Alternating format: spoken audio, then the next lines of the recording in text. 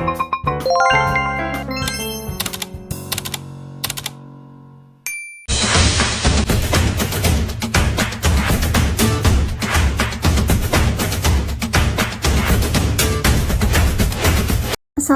warahmatullahi wabarakatuh.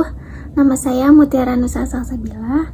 Pada minggu ini saya akan membahas akuntansi manajemen tentang bab 4, yaitu perhitungan biaya berdasarkan aktivitas sebagai alat bantu pembuat keputusan. Pengertian dari Activity Based Costing System atau ABC System yaitu menurut Blocher tahun 2007 membebankan biaya sumber daya ke item biaya seperti produk, layanan, pelanggan berdasarkan aktivitas yang dilakukan untuk objek biaya ini. Masih manfaat dari sistem ABC ini bagi perusahaan. Yang pertama yaitu biaya dan harga pokok produk lebih tepat.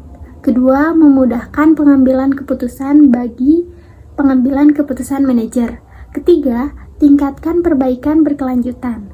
Dan keempat, sangat mudah untuk menentukan biaya yang relevan. Mekanisme biaya berdasarkan aktivitas. Biaya berdasarkan aktivitas sebagai suatu mode perhitungan biaya yang dirancang untuk menyediakan suatu informasi biaya.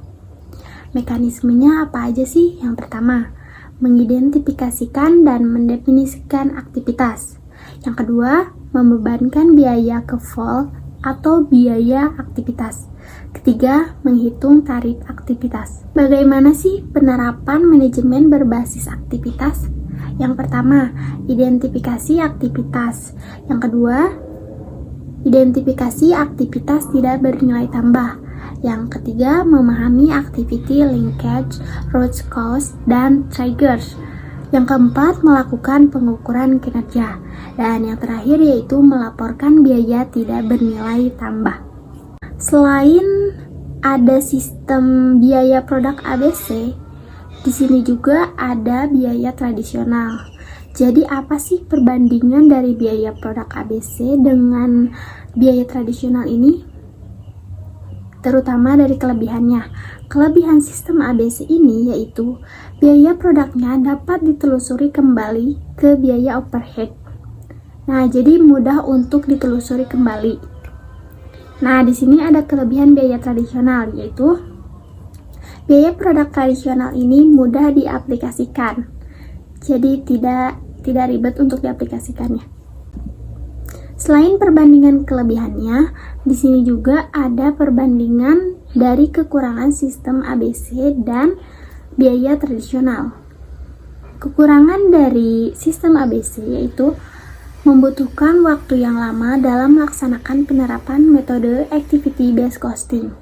Nah, kekurangan dari biaya tradisional ini yaitu teknologi yang digunakan tradisional ini tidak mengikuti perkembangan zaman.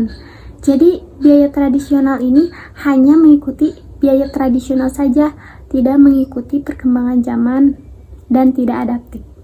Di sini ada manfaat perencanaan laba. Sebelumnya, perencanaan laba adalah rencana kerja yang telah diperhitungkan dengan cermat, di mana implikasi keuangannya dinyatakan dalam bentuk proyeksi perhitungan rugi laba. Nah, manfaatnya yaitu memberikan pendekatan yang terarah dalam memecahkan permasalahan. Yang kedua, menciptakan suasana organisasi yang mengarah pada pencapaian laba dan mendorong timbulnya perilaku yang sadar akan penghematan biaya dan pemanfaatan sumber daya maksimal. Nah, yang ketiga, mengerahkan penggunaan modal dan daya upaya pada kegiatan yang paling menguntungkan. Anggaran atau budget adalah suatu rencana terperinci yang dinyatakan dalam bentuk moneter atau uang atau secara kuantitatif yang digunakan selama jangka waktu tertentu. Nah, anggaran ini digunakan untuk mencapai dua tujuan. Yang pertama, perencanaan. Di perencanaan ini mencakup perumusan tujuan dan penyusunan berbagai anggaran untuk mencapai tujuan tersebut. Yang kedua, yaitu pengendalian atau kontrol. mencakup umpan balik untuk memastikan rencana yang dijalankan efektif. Di sini ada beberapa manfaat program penganggaran yang disadari oleh perusahaan. Yang pertama, anggaran ini sebagai alat komunikasi bagi rencana manajemen kepada seluruh organisasi.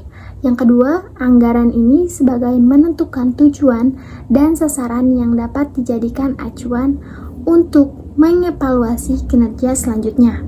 Nah, yang terakhir ini, anggaran mengkoordinasikan aktivitas seluruh organisasi dengan cara mengintegrasikan rencana dari berbagai bagian. Penganggaran ikut memastikan agar setiap orang dalam organisasi menuju tujuan yang sama. Baik, kesimpulan yang didapat yaitu perilaku biaya aktivitas sebagai alat membantu keputusan, yaitu yang paling efektif memakai sistem ABC. Nah, bisa beberapa sistem yaitu biaya tradisional, biaya aktivitas, perencanaan laba, anggaran, seperti itu. Baik, terima kasih. Sampai jumpa di minggu selanjutnya. Wassalamualaikum warahmatullahi wabarakatuh.